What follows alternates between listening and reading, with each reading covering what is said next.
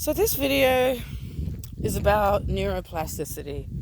And yes, you are right. I have a head torch on. I'm walking in the pitch black in the bush in the middle of nowhere where no one can hear me scream. I would once upon a time have been scared of that, but now it's the only way I can survive. So, neuroplasticity. What is it? Rewiring the brain. Now, this is one of those things that it sounds so simple, but people don't believe it'll work. And because it's not something that just happens overnight, and they don't see, and they don't see results straight away, they think it doesn't work. But it happens with a lot of things. Like, you know, when you're taking antibiotics and you think, oh, I'm better now, I don't need to keep taking them. And then you stop and you get sick again. And you're like, why did that happen? I took my antibiotics. But you didn't take the whole round. Or, what's another example? CBD oil.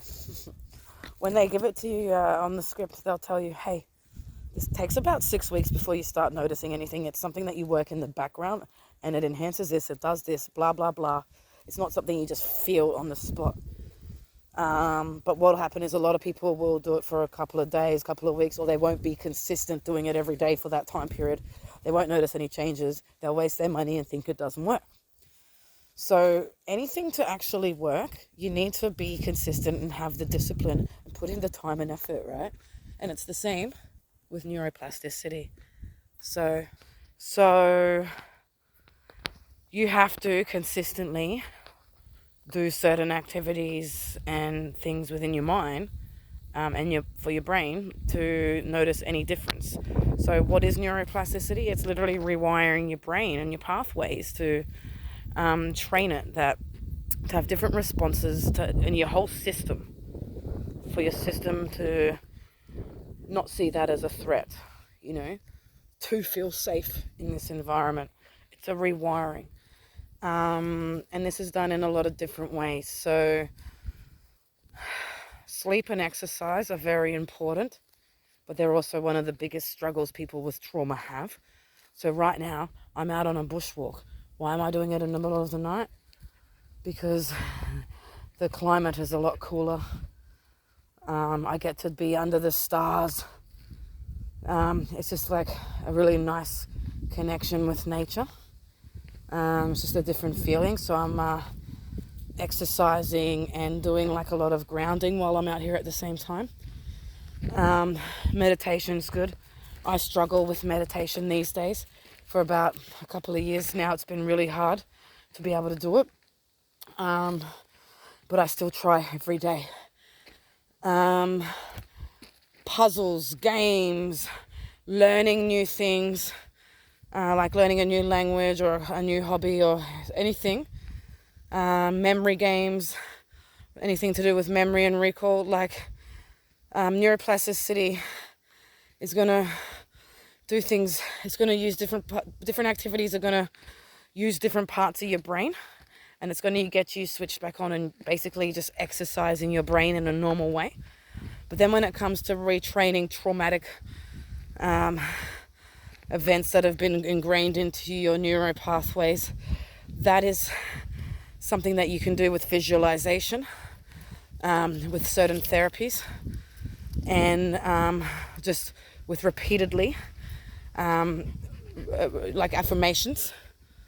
I've even done my own version of flooding and exposure therapy in my own way, because that's something you can do with a therapist. But I actually am finding that it's easier to do certain things myself than with a stranger in a clinic setting who's staring at the fucking clock.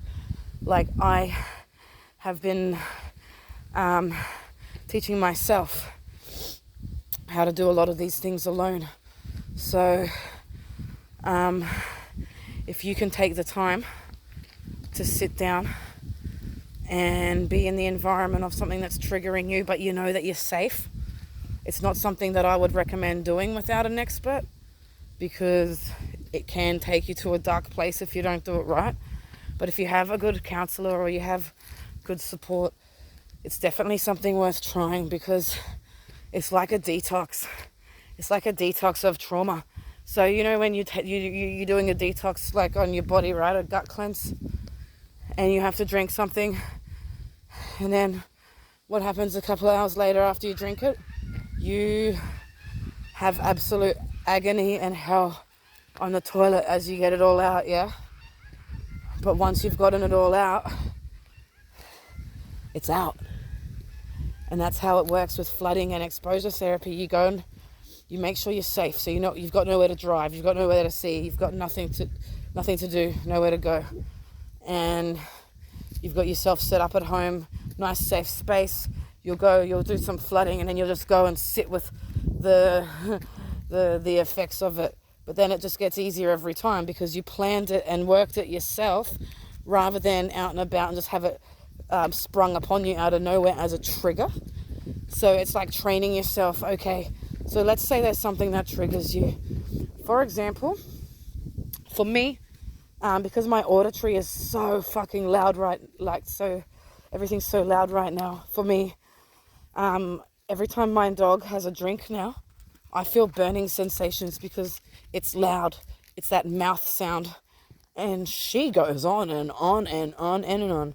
And if I'm in that space where I just need quiet and stillness, and she does it at the wrong time, it can cause a lot of problems for my nerves, my brain, my panic, all of it. So what have I been doing now so that doesn't keep happening? Flooding. I know after a big run, like right now, she's going to be wanting a drink. And this is the time, more than anything, where I need to wind down and be quiet. So I know I can't do it right now because it's going to set me up and I'll go up. So I'm letting her go and have a drink where I can't hear it. However, during the day, when I'm not trying to wind down for the night and I've got time to come out of it, I'll push through. I'll sit there while she's having the drink and it'll be like, oh, motherfucker. But instead of trying to escape it and it's killing me, I'll stare at her while she's drinking, and I'll be in my head saying, that's my beautiful puppy. She's quenching her thirst after a beautiful walk. Look at her, she's so cute. I love her so much. And then I'll start saying all these positive things about her to myself to get through it, and it's not as bad. But I'll still feel it, and I'll have to go then and have a little rest and just stop for a bit before I do anything else. So when you can get inside and then tune in with yourself and train things, it does get easier. But it's not something that happens overnight. You need the patience and the consistency to do it. I'm telling you right now, anyone who has this problem, our frontal lobe needs all the help it can get. So puzzles, colouring in, games, like even just card games, like solitaire and patience and all that sort of stuff. If you've got someone who you can play a game with, play a game of chess, play a board game, Yahtzee. I play Yahtzee by myself. I play pick up sticks by myself, all the different card games. Even you can play chess by yourself. These things stop your brain. Jigsaw puzzles, you can get them online. All the different online games are good, but the screen's still shit for your stimulation. If you can go old school, it's gonna help you keep your functioning capacity, and it's gonna help you stay present and calmer, doing those activities as well. So if you can find what's good for you, for me it's writing poems, it's playing Yahtzee, it's doing my tarot reading, which, by the way, I did a 1-card pull yesterday. All I did was hold the packet and ask a question, and that question was, how is this going to go? My project, this cause, this channel. And the card I pulled out was literally strength. So it was all about courage, strength, perseverance. And I was like, okay, you just told me everything I need. So I'm out here. I might not be able to process things, and I might sound like I'm an 80-year-old in a nursing home or a 4-year-old making macaroni necklaces in kindy, but it's how I'm staying alive and keeping my brain functioning so that I can get by and do things. Because if we don't actively do these things, it will slowly rot away because we are being untreated, we're being misdiagnosed and having all these pills with the same side effects that we are suffering exacerbate what we've got going on. If we don't actively do these things, we will end up like a dementia patient. So neuroplasticity is one of the many important things involved in healing trauma, and it is literally the key to staying sane and functioning.